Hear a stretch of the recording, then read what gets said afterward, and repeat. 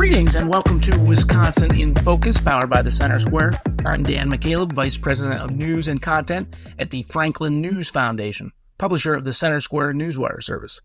Joining me today, as he does each and every week, is Benjamin Yount, the Center Square's Wisconsin correspondent. Ben, we are recording this on Thursday, November 30th. Now that Thanksgiving is behind us and December is here, we immediately moved to the next holiday season, although some already moved to it like back in September. Christmas, Hanukkah, New Year's, and the like. Ben, you have your holiday shopping done?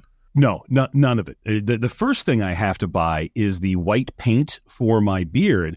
I get to be a Santa at a local bar coming up here, Breakfast for Kids, which is one of the most Wisconsin stories that you could ever tell, a breakfast for children with Santa at a bar. Here in Southeast Wisconsin. It's more common than you think, but no, I look forward to it every year. I don my Santa suit. I go and paint my beard white, take pictures with kids, and then get goosed by their moms because drunk moms love Santa Claus at 11 o'clock in the morning. Oh, no. Sounds like fun up until that point. Ben, good luck with that this year. Let me know how it goes.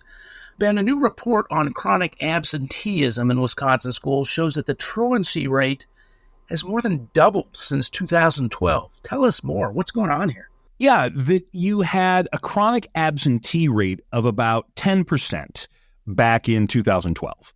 And through a combination of a lack of enforcement, the coronavirus, people moving, parents not seeing the need to send their kids to early grades, kindergarten, first grade, the like, that number is now up above 20%. But when you take a look at it, there are really a handful of big school districts that are driving this, including Milwaukee Public Schools. But as the folks over at the Wisconsin Institute for Law and Liberty, who wrote the report, put it on Twitter, it is really hard to teach kids to read when kids just simply don't show up to class. And this has been a problem for years. We started to see truancy rates tick up between 2012 and 2020. But then once the coronavirus hit, once COVID closed down schools, you saw a mass exodus, and you have not seen thousands of kids report back to classes. We wrote a story, I don't know if it was last month or maybe September, that there are still tens of thousands of missing students in Wisconsin public schools.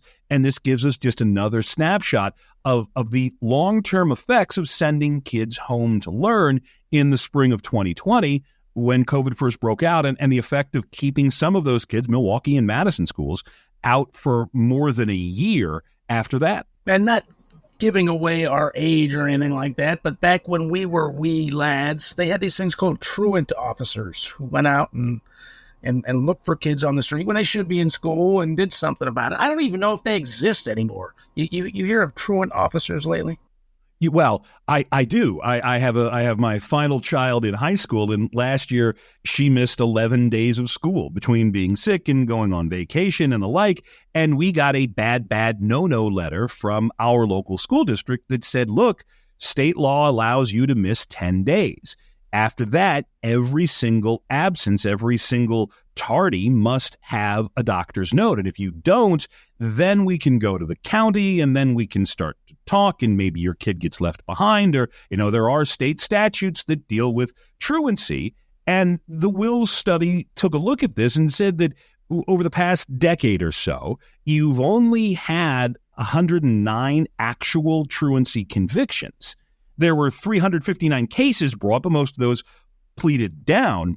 The problem is that Winnebago and Marathon counties up in the Fox Valley, they account for more than half of the 109 convictions. Prosecutors in Milwaukee and Green Bay and Beloit, which have some of the largest truancy rates, never brought a single case, never got a single conviction.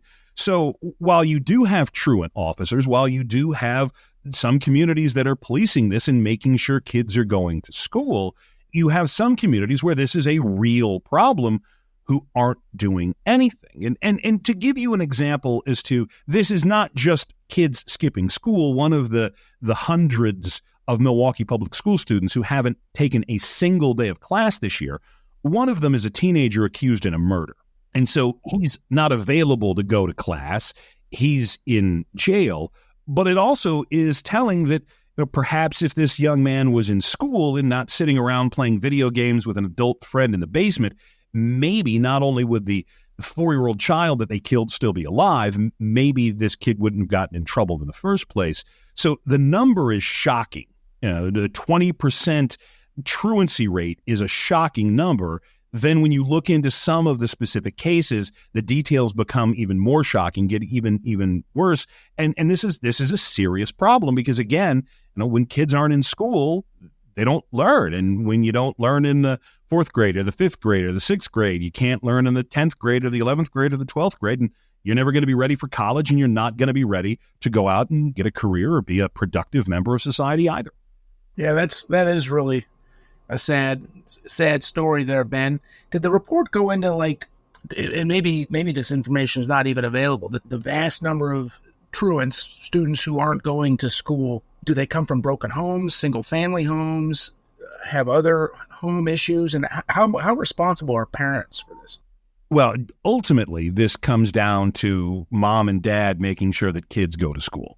One of the points, and we quoted this from the report, it said that, parents need to value education. The quote is, "There's conventional wisdom, especially among low-income parents, that attendance in early grades is less critical than, say, high school. But the reality is largely the opposite. Students who fall behind in early subjects like reading are often never able to catch back up."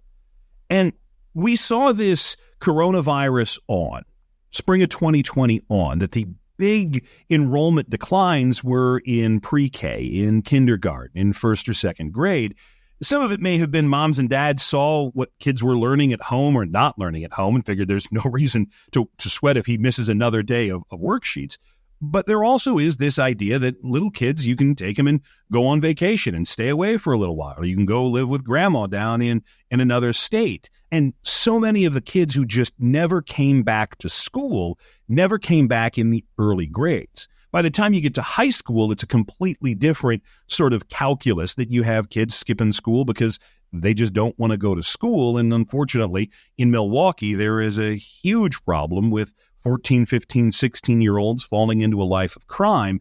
And, you're not worried about calculus if, the gang from down the block has decided that you got to go. The factors that build into truancy are pretty much exactly what you think they would be. Single-family homes, low income, students of color, black students, brown students, they're far more likely to be chronically absent. But this is also a problem in rural parts of Wisconsin. Ashland schools, way up north by Lake Superior, almost to the Minnesota border. They have a problem, 4th highest truancy rate in the state. So this is not just an urban issue. You have an awful lot of people in tiny communities, small, low-income communities, who also have a problem getting their kids to school. And again, it doesn't matter if you live in a city of a million people or a city of 1,000 people. If you don't know how to read in the 4th grade, you're behind for life, and you never overcome that. Yeah, that's sad, Ben. As usual, thank you for your insight into this very important story, but we are out of time. Listeners can keep up with this story and more at thecentersquare.com. For Ben Yount, I'm Dan McCaleb. Please subscribe. Thank you for listening. Are you tired of news that puts politics over people?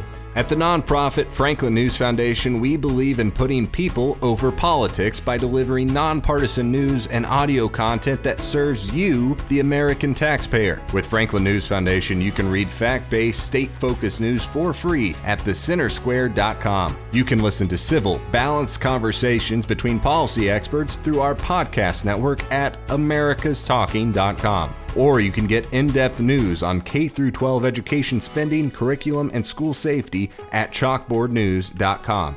It's all free through Franklin, where we put you, the American taxpayer, first in every story, episode, and conversation. And it's only possible through our supporters. Together, we can produce content that puts people over politics and brings Americans the news they deserve. Become a supporter today at franklinnews.org/donate. Once again, that's franklinnews.org/donate.